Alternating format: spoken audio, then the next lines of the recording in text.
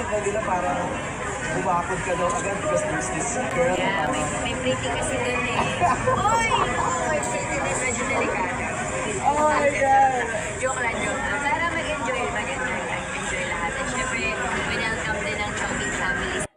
That was Kim na parang napasin nila.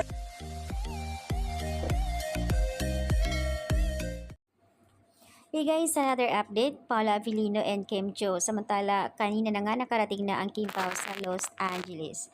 Ayan, ang mga netizens, siyempre, sobrang excited bukod sa pag-promote nila ng kanilang movie. At yun nga, baka may time nga daw ang Kim Pao na bumisita sa anak ni Paolo Avellino na si Aki.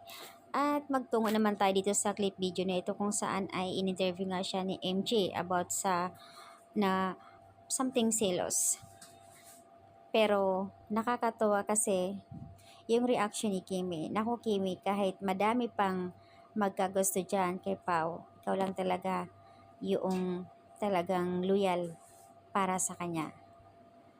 Nagsiselos ang Kimi ha. Pag ang dragon kasi at ang horse lang talaga ang kumbaga nagkakaintindihan, nearest to his heart, which is Kimi. Kahit maraming magandang babae, iisa lang nakikita ng dragon. Si Paulo yun. So, ganun din si Paulo. Loyal din talaga yan. Isa lang ang maganda. Kaya tumpak ang dragon at saka horse tandem. I mean, kahit sa mga mata nila makikita, talagang alam nila yung sino yung dapat